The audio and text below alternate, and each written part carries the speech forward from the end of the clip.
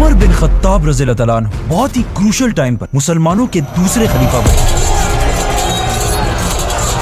क्योंकि at the same time मुसलमान उस वक्त दुनिया के सबसे बड़े सुपर पावर्स रोमन और पर्शियन एम्पायर से लड़ रहे थे। इन तीनों एम्पायर्स में फर्क यह था कि रोमन एम्पायर पिछले 1000 साल से दुनिया की सबसे बड़ी सुपर पावर थी और पर्शियन एम्पायर भी पिछले 800 साल से दुनिया की दूसरी बड़ी सुपर पावर थी। और इन दोनों से एक ही टाइम पर लड़ कौन रहा था? मदीना की रियासत, जो इस सब से सिर्फ कुछ ही सालों पहले बनी थी। लेकिन इन सब चीजों से डरने के बजाय हजरत उमर और बाकी सहाबा ने पहले खलीफा हजरत अबू बकर को रसूलुल्लाह सल्लल्लाहु अलैहि वसल्लम के पास दफना दिया, जिसके बाद पहली बार हजरत उमर मुसलमानों के खलीफा बने। नाउ जब मोहम्मद सल्लल्लाहु अलैहि वसल्लम जिंदा थे तो लोग उन्हें रसूलुल्लाह के टाइटल से पुकारते थे, लेकिन उनकी वफात के बाद लोग कंफ्यूज हो गए कि अब अबू बकर रज़ियल्लाहु तआला अन्हु के लिए कौन सा टाइटल यूज किया जाए। तो हजरत अबू बकर रज़ियल्लाहु तआला अन्हु ने अपने लिए बादशाह, सीजर और किसरा जैसे टाइटल्स छोड़कर खलीफा का नाम चूज किया।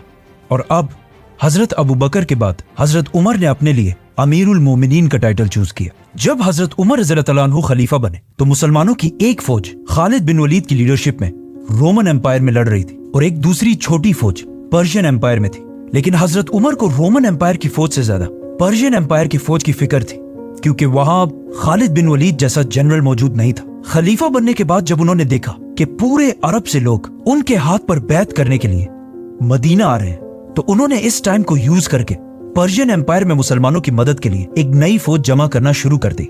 लेकिन यहाँ एक बहुत बड़ा मसला हुआ कि हजरत उमर मस्जिद नबवी में बार बार मुसलमानों को जिहाद की तरफ बुलाते रहे, लेकिन पहली बार उन्होंने देखा कि पर्शियन एम्पायर से लड़ने के लिए मुसलमानों में कोई भी तैयार नहीं था। और ये इसलिए नहीं था कि मुसलमान लड़ लड़ कर थक चुके थे, बल्कि इसलिए क्योंकि उन्हें पता था कि खालिद बिन वलीद पर्शियन एम्पायर में नहीं बल्कि रोमन एम्पायर में, और उनके बगैर कोई भी जंग जीतना इम्पॉसिबल है। ये देखकर हजरत उमर समझ गए कि अब जो ये नए मुसलमान हैं, इनका यकीन और ट्रस्ट अल्लाह के बजाय खालिद बिन वलीद के साथ ज्यादा अटैच्ड है, जो मुसलमानों के इस एम्पायर के लिए बहुत बड़ा मसला था। 3 दिनों के बाद हजरत उमर ने एक दिन बहुत सख्त गुस्से के साथ स्पीच की, तो उनमें से एक मुसलमान अबू उबैद, जो सहाबी भी नहीं थे, खड़े हुए और कहा मैं जिहाद के लिए तैयार हूँ। जिसके बाद आहिस्ता आहिस्ता और भी लोग आगे आने लगे। तो हजरत उमर रज़ियल्लाहु तआला अन्हु ने 1000 की फौज बनाई और उसका लीडर अबू उबैद को बनाकर पर्शियन एम्पायर की तरफ रवाना किया। लेकिन ये एक बहुत बड़ा रिस्क था, क्योंकि अगर ये फौज पर्शियन एम्पायर से हार जाती तो उसके बाद खालिद बिन वलीद के बगैर मुसलमान कभी जंग नहीं लड़ते। और ऐसा ही हुआ, ये फौज पर्शियन एम्पायर में बहुत ही बुरी तरह हार गई। बट वेट, ये फौज अभी रास्ते में, अभी तक पहुंची नहीं है। जब ये फौज पर्शियन एम्पायर की तरफ आहिस्ता आहिस्ता जा रही थी तो उधर रोमन एम्पायर में मुसलमानों ने खालिद बिन वलीद की लीडरशिप में उस जमाने के शाम, सीरिया की सबसे इंपॉर्टेंट सिटी दमिश्क, दमास्कस को हर तरफ से घेर चुके थे। और इस फौज को काफी अरसे तक पता ही नहीं था कि अबू बकर रज़ियल्लाहु तआला अन्हु वफात पा चुके हैं और उनके बाद मुसलमानों का नया खलीफा हजरत उमर बने हैं। तो खालिद बिन वलीद की लीडरशिप में ये फौज कई दिन तक कोशिश करती रही कि किसी तरह इस किले के अंदर घुस सके। लेकिन दमास्कस कोई आम सिटी नहीं थी, इसे उस जमाने में पैराडाइज ऑफ सीरिया कहा जाता था, मतलब सीरिया की जन्नत। और अब तक अरब अपना सबसे बड़ा इंपोर्ट इसी सिटी से किया करता था, मतलब दमिश्क इस इलाके में सबसे पावरफुल सिटी थी। और उस जमाने में ये अरबों के लिए ऐसी सिटी थी जिस तरह आज लोगों के लिए न्यूयॉर्क हो। तो मुसलमानों ने उस वक्त की सबसे पावरफुल सिटी दमिश्क को हर तरफ से घेर लिया था। और खालिद बिन वलीद ने इस सिटी के हर मेन गेट पर अपने सबसे बेस्ट जनरल्स को खड़ा किया था, जिनमें से एक जनरल का नाम अबू उबैदा इब्न जर्राह था। आखिर बहुत कोशिश करने के बाद भी दमिश्क फतह नहीं हो सका, लेकिन फिर एक दिन अचानक दमिश्क से एक आदमी खालिद बिन वलीद के पास आया और उसे बताया कि कुछ ही दिन पहले दमिश्क के लीडर के घर बेटा पैदा हुआ है, जिसे सेलिब्रेट करने के लिए उन्होंने एक बहुत बड़ी पार्टी रखी, जिसमें रोमन एम्पायर की फौज को भी बुलाया। और इस पार्टी में ये सब इतनी शराब पियेंगे कि कोई भी अपने होशो हवास में नहीं रहेगा। तो खालिद बिन वलीद ने उसी रात मुसलमानों के एक ग्रुप को इस गेट के सामने खड़ा कर दिया और फिर खुद सिर्फ कुछ और मुसलमानों के साथ बिल्कुल खामोशी से दमिश्क की दीवार पर चढ़कर अंदर घुस गए और मुसलमानों के लिए अंदर से गेट खोल दी। और इस तरह मुसलमानों की फौज का एक समंदर किले के अंदर घुस गया और बहुत तेजी से मुसलमान ईस्टर्न साइड से इस किले को फतह करने लगे।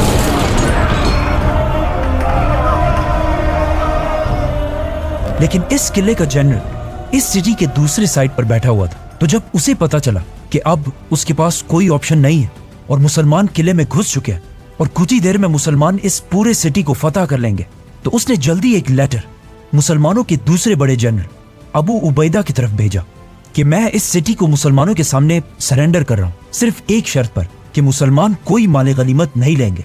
अब अबू उबैदा इब्न जर्राह को इस बात का पता नहीं था कि खालिद बिन वलीद और उसके सोल्जर्स दमिश्क को फतह करने वाले हैं, तो उन्होंने उस रोमन जनरल के सरेंडर को कबूल कर लिया। अब थोड़ी देर बाद जब खालिद बिन वलीद को अबू उबैदा रज़ियल्लाहु अन्हु के डिसीजन का पता चला, तो अगर वो चाहते तो अबू उबैदा के इस एग्रीमेंट को फाड़कर दमिश्क को तलवार के जोर पर भी फतह कर सकते थे और यहाँ से सारा माले गनीमत उठा सकते थे। लेकिन खालिद बिन वलीद ने अबू उबैदा के एग्रीमेंट को मानकर अपनी सारी फौज को पीछे हटने का हुक्म दिया और इस तरह दमास्कस उस जमाने की सबसे ताकतवर सिटी हजरत उमर के कंट्रोल में आई। नाउ ये सब कुछ तो यहाँ रोमन एम्पायर में हो रहा था, लेकिन इस सब से बहुत दूर पर्शियन एम्पायर की तरफ जो फौज रवाना की गई थी वो बिल्कुल पहुंचने ही वाली थी। और पहुंचने के साथ ही अबू उबैद ने देखा कि पर्शियन एम्पायर सामने से बहुत बड़ी फौज तैयार कर चुकी है। जब अबू उबैद मुसलमानों की फौज लेकर पर्शियन एम्पायर पहुंचे, अबू उबैद नॉट अबू उबैदा, ये दो डिफरेंट शख्सियात हैं। अबू उबैद और उनकी फौज ने पर्शियन एम्पायर पहुंचकर देखा कि पर्शियन बादशाह ने खालिद बिन वलीद की एब्सेंस में मुसलमानों के खिलाफ 3 बहुत बड़ी फौजें तैयार की है जो बहुत तेजी से मुसलमानों की तरफ बढ़ रही हैं। आखिर मुसलमानों और पर्शियन फौज इस ब्रिज के सामने एक दूसरे के आमने सामने हुई, तो पर्शियन जनरल ने मुसलमानों को ये ऑफर दी कि या आप ब्रिज क्रॉस करके इस तरफ आए और या हमें उस तरफ आने दें। अब यहाँ अबू उबैद से एक बहुत बड़ी गलती हुई, उन्होंने अपने मुसलमान जनरल्स की बात नहीं मानी और खुद मुसलमानों की फौज को ब्रिज क्रॉस करने का हुक्म दिया। अबू उबैद खुद सहाबी नहीं थे और इनकी एज भी बहुत कम थी। जब हजरत उमर रज़ियल्लाहु अन्हु ने इन्हें मुसलमानों की फौज का जनरल बनाया, तो सहाबा ने कहा कि आप इसे नहीं बल्कि किसी सहाबी को जनरल बनाए। लेकिन अबू उबैद वो वाहिद इंसान थे जो सबसे पहले जिहाद के लिए खड़े हुए थे, इसीलिए हजरत उमर ने इन्हें एक ऐसी फौज का कमांडर बनाया जिसमें इनके अंडर बहुत सारे सहाबा कराम भी थे। आखिर मुसलमानों की फौज जो ऑलमोस्ट 9000 थी, उन्होंने ब्रिज क्रॉस कर ली और जंग शुरू हुई। रोमन एम्पायर में दमिश्क, दमास्कस और पर्शियन एम्पायर की हीरा सिटी फतह करने के बाद अब दुनिया में हर कोई मुसलमानों को एक सीरियस थ्रेट समझने lगा था। तो जब अबू उबैद ने अपने घुड़सवारों हॉर्समैन को पर्शियन एम्पायर पर हमले का हुक्म दिया, तो वो सामने पहली बार पर्शियन एम्पायर की फौज में हाथियों को देखकर बिल्कुल डर गए और आगे बढ़ने के बजाय पीछे भागने लगे। ये देखकर पर्शियन एम्पायर ने मुसलमानों पर हमला कर दिया और उनके हाथी बहुत सारे मुसलमानों को शहीद करने लगे। एक हाथी ने तो इवन अबू उबैद को उनके घोड़े से गिरा दिया और फिर उनके सीने पर पांव रख के बिल्कुल क्रश कर दिया।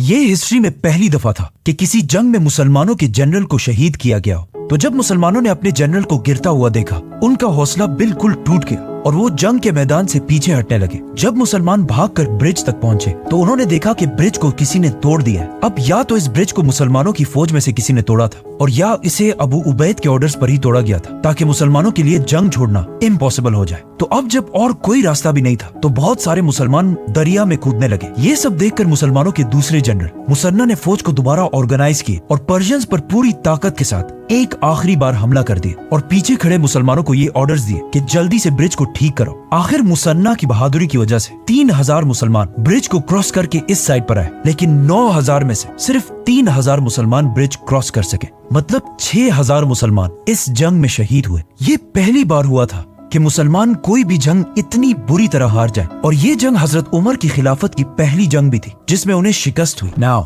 एक बार फिर मुसलमानों ने देखा कि एक तरफ खालिद बिन वलीद की लीडरशिप में उन्होंने दमिश्क जैसे अजीम सिटी को फतह कर लिया और दूसरी तरफ मुसलमान पर्शियन एम्पायर में एक आम सी जंग हार गए। जिसके बाद ये बातें पूरी एम्पायर में फैलने लगी कि इससे पहले जब खालिद बिन वलीद पर्शियन एम्पायर में थे, तो वहाँ मुसलमान हर जंग जीत रहे थे और रोमन एम्पायर में मुसलमान हार रहे थे। फिर जब खालिद बिन वलीद पर्शियन एम्पायर से रोमन एम्पायर की तरफ गए, तो रोमन एम्पायर में मुसलमान जंग जीतने लगे और पर्शियन एम्पायर में हार गए। इन सारे हालात से यंग मुसलमानों का ये माइंडसेट बनने लगा कि जंग में फतह सिर्फ सैफुल्लाह खालिद बिन वलीद की लीडरशिप में ही मिल सकती और उनके बगैर चाहे जो भी हो जंग नहीं जीत सकते। तो जब खालिद बिन वलीद मुसलमानों की फौज के जनरल होते थे, तो उनकी फौज भी फुल मोराल के साथ लड़ती थी लेकिन जब खालिद बिन वलीद नहीं होते थे तो मुसलमान उस पैशन के साथ जंग नहीं लड़ते थे। इन सारी बातों का मदीना में बैठे मुसलमानों के खलीफा हजरत उमर रज़ियल्लाहु तआला अन्हु को बहुत अच्छी तरह पता था। तो इन सारे हालात को कंट्रोल करने उन्होंने एक बहुत ही सख्त डिसीजन ली कि अब टाइम आ गया है कि मुसलमानों के इस फौज के अजीम जनरल खालिद बिन वलीद को उनकी पोजीशन से हटा दिया जाए और उनकी जगह एक नया आर्मी चीफ लगाया जाए।